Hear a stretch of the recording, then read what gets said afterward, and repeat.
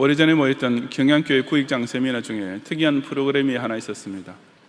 그것은 구역장 각자가 지금 출하하고 있는 비행기 안에 있다고 가정을 하고 가족에게 남기는 마지막 편지를 써보게 한 것이었습니다. 비록 가상적인 상황이었지만 이제 자기 목숨이 몇 분밖에 남지 않았다는 것은 결코 가볍게 생각할 수 없는 실로 심각한 일이 아닐 수 없었습니다. 그때 구역장 중에는 자기 배우자나 자녀에게 더 잘해주지 못해서 미안하다, 나중에 천당에서 만나자라고 편지를 쓰면서 눈물까지 글썽거리며 울먹이는 사람도 있었습니다. 실제로 그런 일을 당하게 된다면 그 짧은 시간 동안 자신의 지나간 인생이 그야말로 주마등처럼 스쳐 흘러가면서 평생 단 한 번도 느껴보지 못했다는 온갖 감회가 휘몰아칠 것입니다. 아마 모든 구역장이 그 충격적인 프로그램 덕분에 나름대로 자신의 인생에 대해 진지하게 돌이켜볼 수 있는 의미 깊은 시간을 가졌을 것이라고 생각합니다. 비단 경양교회 구역장뿐 아니라 우리 모두에 있어서 인생이란 그야말로 딱 한 번밖에 없는 기회입니다. 결코 실패할 수 없는, 절대로 잘못되어서는 안 될 실로 중요하기 짝이 없는 인생입니다. 이것은 현대를 살아오고 있는 우리에게나 창세 때의 초기 인류에게나 똑같이 적용되는 사실입니다. 왜냐하면 예나 지금이나 사람에게는 목숨이라는 것이 단 한 번밖에 주어지지 않기 때문입니다. 그렇다면 죽기 직전에도 그 어떤 후회할 것이 남지 않는 행복한 인생, 성공한 인생을 살게 해주는 요건은 과연 무엇이겠습니까? 이 시간 저는 아담의 계보에 나타났던 사건을 통해 기독신자가 진정 바른 인생을 영위하기 위해 평생토록 늘 명심해야 할 사실이 무엇인지를 함께 상고해 보고자 합니다. 첫째, 어떤 가문의 출신인가가 아니라 신앙의 유업을 이어가는 것이 기독신자 인생의 가장 중대한 기반입니다. 1절부터 5절까지 중동부의 습식 운동원들이 함께 봉독하겠습니다. 시작.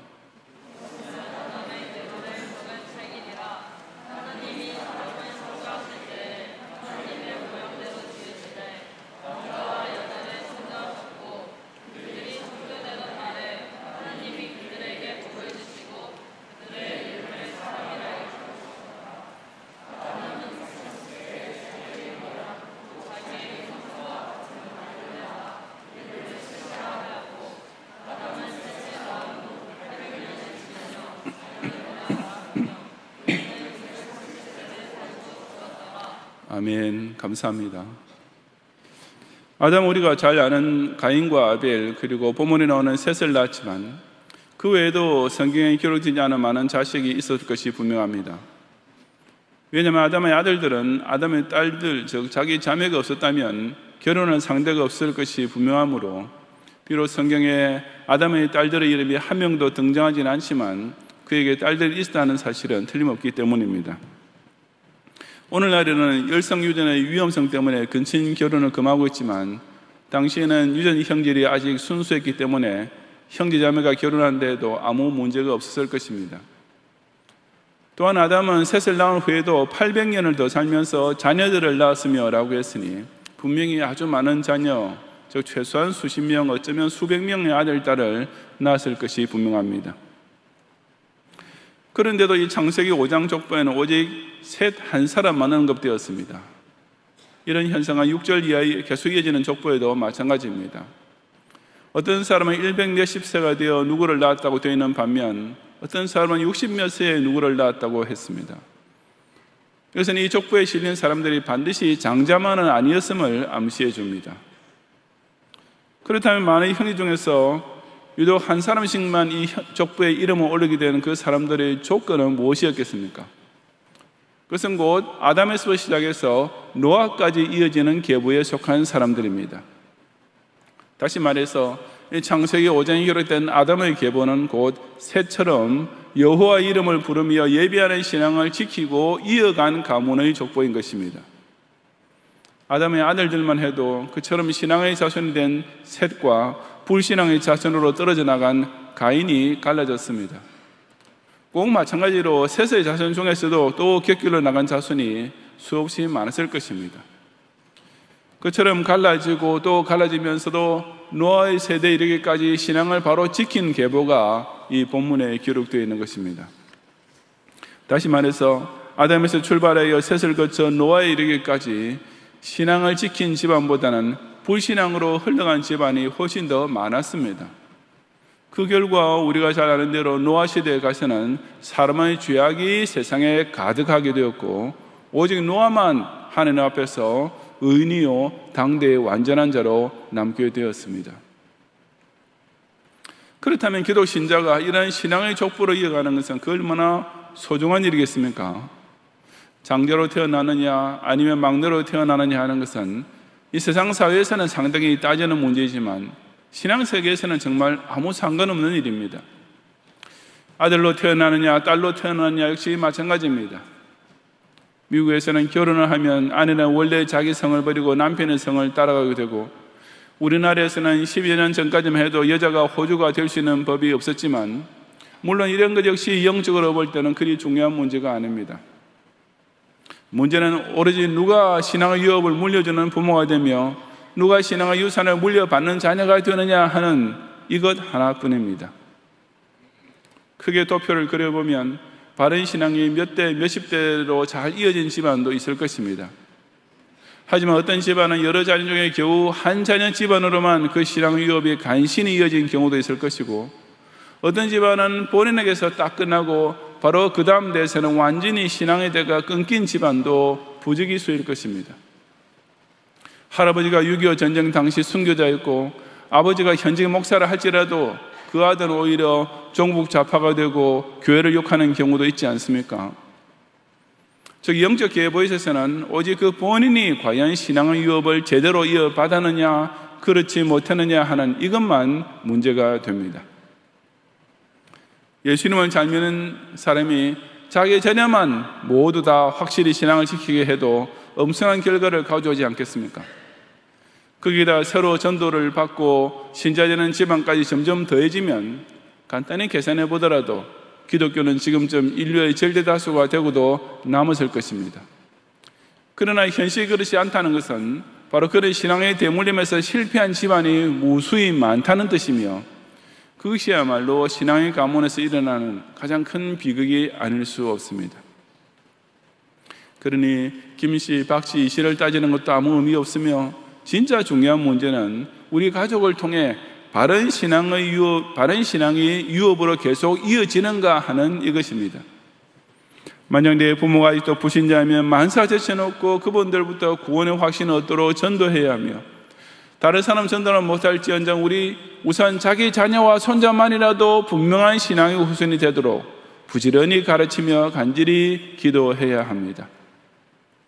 자신의 인생을 통해 얻게 된 최고의 소중한 유업, 곧 여호와를 경외하는 신앙을 본인이 잘 지킬 뿐 아니라 온 가족과 후손에게도 틀림없이 전수해가는 성도가 되시기를 바랍니다.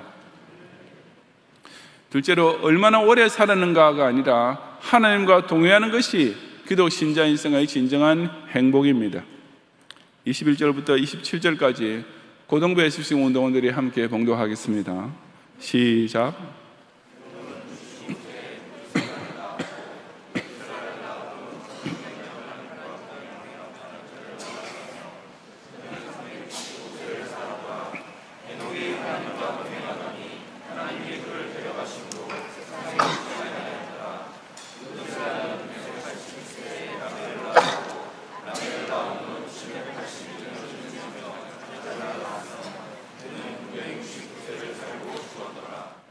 아멘. 감사합니다. 이 창세기 5장 족보에 나타나는 대표적인 특징은 바로 장수입니다.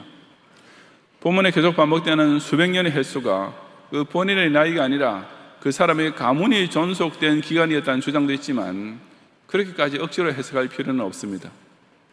왜냐하면 창세기 시대는 분명히 사람이 장수할 수 있는 환경과 또한 이유까지 있었기 때문입니다. 아까 언급했던 대로 당시에는 우선 유전 형질이 순수했으며 질병도 적었을 것입니다. 또한 노아 시대의 대홍수 심판이 있기 전의 지구는 온난 다습이라는 완벽한 생태적 환경이 유지되고 있었습니다. 무엇보다도 하나님께서 사람을 생육하고 번성하여 땅에 충만하게 하시기 위해 그 시대는 특별히 장수하게 하셨던 것입니다. 그런데 그 중에서 유독 에녹의 수명은 365세밖에 되지 않았습니다. 다른 사람의 수명은 주로 800년대 내지는 900년대까지 이르렀습니다. 이 장에서 에녹 다음으로 수명이 짧았던 사람이 노아의 아버지 라멕인데 그도 777세를 살았습니다. 직계 가족하고만 비교해봐도 에녹의 아버지 야벳은 962세를 살았고 에녹의 아들인 머두셀라는 성경에 기록된 최장수 나이로서 969세나 살았습니다. 그러니 에녹은 자기 아버지나 자기 아들에 비해서 겨우 3분의 1 정도밖에 못 살고 불행하게 조사한 사람이나 다름없었습니다. 그 유명한 에녹이 세상적 관점에서 볼 때는 사실상 단명한 인생이었으며 좀 과장해서 속된 말로 표현하자면 그야말로 비명횡사한 사람 축에 들어갔던 것입니다. 하지만 실제로 에녹은 결코 불안전하거나 불행한 인생을 살지 않았습니다. 왜냐하면 그는 양적으로는 비교적 짧은 인생을 살았지만 질적으로는 최고로 완벽한 인생을 누렸기 때문이었습니다. 그것이 곧 성경에서 증언하고 있는 대로 하나님과 동행하며 하나님과 동행하더니 라는 생이었습니다. 더욱이 에녹은 하나님이 그를 데려가심으로 세상에 있지 아니하였더라고 했습니다. 이 말씀은 에녹이 마치 모세처럼 사람들이 시체를 가져다가 장례식을 치르는 일반적 죽음을 맞이하지 않았다는 뜻으로도 볼 수 있습니다. 신명기 34장 5절과 6절에 이에 여호와의 종 모세가 여호와의 말씀대로 모압 땅에서 죽어 벳볼 맞은편 모압 땅에 있는 골짜기에 장사되었고 오늘까지 그의 묻힌 곳을 아는 자가 없느니라고 모세의 마지막을 기록하고 있는데, 여기서 장사되었고 라고 번역된 말은 그가 장사하셨고 라고 해야 합니다. 이스라엘 백성이 모세를 시집 장사했다면 그의 묻힌 곳이 어디에 있는지 아무도 모를 리가 없으므로 이것은 하나님께서 친히 모세의 시체를 장사했다는 의미임이 분명하기 때문입니다. 그러나 본문에서의 에녹은 육체적 죽음을 당하지 않고 바로 천당으로 올라가야 됐다는 의미로 받아들이는 것이 타당합니다. 바로 히브리서 11장 5절에서 에녹은 죽음을 보지 않고 옮겨졌으니 하나님이 그를 옮기심으로 다시 보이지 아니하였느니라는 말씀이 뒷받침하고 있는 그대로입니다. 그 어느 쪽이든지 간에 에녹이라는 인생의 종말은 하나님이 그를 데려가심으로써 세상에 있지 아니하게 된 사실만큼은 틀림없습니다. 이것이 소위 재수가 없어서 일찍 죽은 불행한 사람은 죽음을 묘사한 말처럼 들립니까?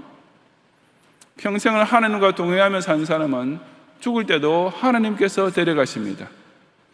살아있을 때도 하나님과 교제하고 세상을 떠날 때도 하나님께서 데려오시는 인생이라면 참으로 완전한, 더는 바랄 것 없는 완벽하게 행복한 인생이 아니겠습니까? 사람이 세상에서 살 동안에는 그 사회의 어떤 계층에 속해서 사는가 하는 것이 그 인생의 질을 결정합니다. 상류사회에서 고위층 인사와 교제하며 사는 사람이 있는가 하면 뒷골목 세계에서 조폭과 관계하며 평생을 살다가 죽는 사람도 있는 것입니다. 그렇다면 자신의 전 인생을 통해 하나님과 교제하며 사는 인생은 그야말로 최상류 사회에 속한 최고 수준의 인생이 되지 않겠습니까? 피조물이면서도 창조주와 사귈 줄 알고 죄인이었지만 이제는 하나님의 양자가 되어 그 하나님 아버지와 한 지붕 밑에 같이 사는 가족처럼 가까이 지내어 사는 것보다 더 훌륭하고 만족스러운 인생은 없습니다. 사람은 장수하는 것보다 사람답게 사는 것이 훨씬 더 중요합니다. 즉 비참하게 오래 사는 것보다는 행복하게 단명하는 편이 100번 더 낫습니다. 더욱이 그 죽음이 내세의 부활로 이어질 때는 특히 더 그러합니다. 그 인생의 질, 그것도 금세뿐 아니라 내세까지 이어지는 생명의 질은 오직 하나님과의 관계에서 결정됩니다. 식물인간처럼 영적으로 하나님을 알지 못하고 숨만 쉬면서 오래 사는 인생이 아니라 창조주를 알고 구원주를 따르는 이 차원 높은 하나님과의 교제를 통해 진정 행복한 인생을 평생토록 그리고 영원히 누리는 성도가 되시기를 바랍니다. 실제로 어떻게 행복하게 살았느냐가 아니라 그리스도의 소망을 붙잡는 것이 기독 신자의 인생의 최고 절정입니다. 28절 이하 32절까지 나머지 교우들이 함께 봉독하겠습니다. 라멕은 182세의 아들을 낳고 이름을 노아라 하여 이르되 여호와께서 땅을 저주하심으로 수고롭게 일하는 우리를 이 아들이 안위하리라 하였더라. 라멕은 노아를 낳은 후 595년을 지내며 자녀들을 낳았으며 그는 777세를 살고 죽었더라. 노아는 500세 된 후에 셈과 함과 야벳을 낳았더라. 아멘. 라멕이 아들을 낳은 후 그 이름을 노아라고 지었는데 그것은 안식이라는 의미입니다. 그런 뜻의 이름을 지은 이유를 가리켜 본문은 라멕이 여호와께서 땅을 저주하심으로 수고롭게 일하는 우리를 이 아들이 안위하리라 라고 생각했기 때문이었다고 밝히고 있습니다. 하느님께서는 아담과 하와가 타락한 직후에 땅은 너로 말미암아 저주를 받고 너는 내 평생에 수고하여야 그 소산을 먹으리라고 하셨습니다. 라멕은 바로 그 사실을 지금 상기하고 있습니다. 즉 하나님께서 땅을 그처럼 저주하셨기 때문에 자신 역시 수고롭게 일하며 살 수밖에 없게 되는데, 혹시 지금 자기가 낳은 아들이 그처럼 저주받은 인생을 해방시켜서 안식을 누리게 해줄 사람이 아닐까 하고 기대했던 것입니다. 그래서 라멕이 바로 메시아 소망을 가지고 있었음을 가리킵니다. 하나님께서는 에덴 동산에서 땅을 저주하시고 인생을 땀의 수고 가운데 살게 하셨으면서도 그와 동시에 여자의 후손을 통한 구원 역시 약속해 주셨습니다. 그처럼 아담 때부터 시작하여 셋의 자손에게 전했을 것이 틀림없는 메시아의 약속에 따라 이 라멕 역시 그 메시아의 도래를 간절히 기다리고 있었습니다. 그래서 그는 노아가 태어났을 때 어쩌면 그 자기 아들이 수고와 고통의 저주로부터 자신과 모든 사람을 안위해 줄 메시아일지도 모른다는 생각을 가지고서 그런 이름을 지었던 것입니다. 히브리어에서 아들이란 말은 자손이라는 의미도 되기 때문에 이 창세기 5장에 기록된 족보가 모두 다 직계라고 단정할 수는 없습니다. 그러므로 이 족보를 근거로 인류의 역사를 정확하게 계산하는 것은 소용없는 일이며, 또한 이 족보가 그런 정보를 제공해주기 위한 목적으로 기록된 것도 아니었습니다. 성경에 아담의 계보가 기록된 진짜 목적은 나중에 마태복음 1장이나 누가복음 3장에 기록된 족보에 나오는 대로 바로 첫사람 아담에게 주셨던 메시아의 약속이 마침내 예수 그리스도의 탄생으로 성취되었다는 사실을 확증해 주는 데 있습니다. 그런 까닭에 그 예수님 탄생 이후로 성경의 족보는 더 이상 아무데도 나오지 않습니다. 왜냐하면 메시아 도래의 약속이 성취된 후로는 그것이 더 이상 전혀 필요 없기 때문입니다. 첫사람 아담의 자자손손이 결국 둘째 사람 예수 그리스도로 이어짐을 확인하는 여기에 성경에 기록된 모든 족보의 궁극적인 목적이 있으며, 예수님의 초림으로서 그 족보는 완벽하게 종결되었기 때문입니다. 그렇지만 그 예수님께서 탄생하실 때까지는 바로 그 메시아 소망의 신앙이 선민과 택자를 통해 연연히 이어졌으며, 라멕 또한 그런 신앙인 중의 한 사람이었습니다. 물론 그의 기대는 잘못된 것이었습니다. 그의 아들 노아는 의인이요 당대의 완전한 자가 되긴 했지만 결코 메시아는 아니었기 때문입니다. 하지만 최소한 셋의 자손이 이 라멕처럼 대대로 메시아 소망, 즉 하나님께서 그들의 첫 조상 아담에게 주셨던 여자의 후손을 통한 구원의 소망을 품고 살았던 것만은 틀림없는 사실입니다. 부모가 말 안 듣는 자식을 두고 호적에서 빼버린다라고 위협할 때가 있습니다. 그게 법적으로 정말 가능한 일인지는 모르겠지만 어쨌든 자식으로서는 두려운 일이 아닐 수 없습니다. 그런데 예수 그리스도를 통한 구원의 소망이 없는 사람은 이미 생명의 호적에서 빠진 사람입니다. 예수 그리스도의 영적 족보로 연결되어 있어야만 우리는 이 수고롭고 괴로운 죄와 사망의 인생을 살면서도 진정한 구원의 소망을 지킬 수가 있기 때문입니다. 전인류 역사나 개인의 인생사는 본질적으로 다 하나님의 저주 아래에 있습니다. 그러므로 자신의 인생이 어렵고 힘들고 때로는 극히 고통스럽기까지 해도 실상 조금도 이상한 일은 아닙니다. 그래서 내가 특별히 재수가 나빠서 그런 것이 결코 아니라 오직 모든 인간이 죄로 인하여 타락하게 된 결과로서 그저 당연지사일 뿐입니다. 진짜 중요한 것은 자신의 인생이 그 본질적인 저주로부터 구원받을 수 있느냐 하는 데 있습니다. 그리고 그 구원은 단 한 길, 바로 여자의 후손으로 오신 예수 그리스도를 약속된 메시아로 믿고 영접하느냐 아니냐에 전적으로 달려 있습니다.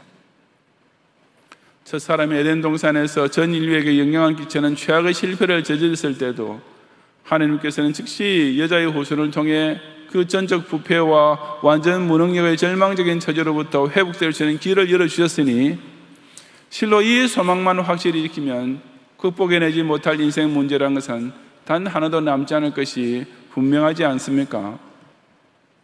죄로 말미암아 어쩔 수 없이 수고로운 인생을 살 수밖에 없게 되었지만 이 메시아 예수 그리스도를 믿고 소망함으로써 그 모든 저주로부터 완전히 자유함을 얻고 금세의 안위와 내세의 안식까지 꼭 누리는 성도가 되시기를 바랍니다.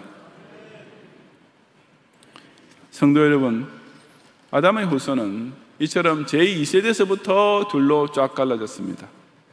셋과 그의 아들 에노스는 하나님을 경배하는 신앙을 지켰고 그들의 후손은 금세에서 하나님과 동행하며 내세에서 영생하는 복을 받았고 그 어떤 인생의 고난 중에도 메시아를 통한 구원을 끝까지 소망하면서 살았습니다. 반면에 가인은 믿음이 없는 헛된 예배를 드렸고 첫 살인을 저질렀으며 그의 후손은 오로지 세속 문화만 발전시켰을 뿐 하나님의 구속사와는 전혀 동떨어진 인본주의 인생을 살았습니다. 똑같은 생명을 받아 세상에 태어났지만 그 인생을 사는 방식은 이처럼 창세기 때부터 극과 극으로 나뉘었던 것입니다. 어느 쪽이 바른 인생, 행복한 인생, 성공의 인생이겠습니까? 자신의 창조조차 알지 못하면서 끝까지 자기 혼자만 잘난 줄 아는 유아 독존적인 인생, 죄인을 불러 하나님의 자녀로 격상시켜주시는 이 놀라운 특권적 교제를 누릴 줄 모르고 오로지 악인과 어울리고 오만한 자와 함께하는 인생, 구원주로 찾아오신 예수 그리스도를 영접하지 않고 죽을 때까지 하루하루를 근심과 괴로움과 고통 속에서만 살다 죽고 나서도 영원한 영벌 지옥에 떨어지고 만 인생은 제 아무리 좀 잘 먹고 잘 입고 잘 산다 해도 실상은 완전히 쫄딱 망한 인생이 아니겠습니까? 딱 한 번밖에 주어지지 않은 자신의 인생을 그렇게 살아서는 절대로 안 될 일입니다. 살아계신 여호와 하나님을 경배할 줄 아는 신앙을 지키는 것이야말로 우리 인생의 가장 중요한 기반입니다. 얼마나 오래 살든지 간에 그 생명의 나날을 주님과 동행하고 그 허락된 연수가 끝날 때 주님께서 당신의 품으로 데려가 주시는 삶이야말로 완벽하게 행복한 인생입니다. 아무리 힘들고 괴로운 일이 닥치더라도 유일한 구원자 예수 그리스도의 재림을 기다리며 그 영원한 안식을 소망하며 살 수 있는 인생은 그야말로 지금 당장 죽어도 여한이 없지 않겠습니까? 아담으로부터 노아까지 이르는 셋의 가문을 통해 이어진 이 신앙의 삶, 축복의 삶, 소망의 삶을 바로 그 하나님의 구속사를 계승하고 있는 경양교회를 중심으로 자신의 전 인생을 통해 평생토록 누리며 또한 각자의 가정을 통해 대대로 전수해가는 성도가 되시기를 주님의 이름으로 축원합니다.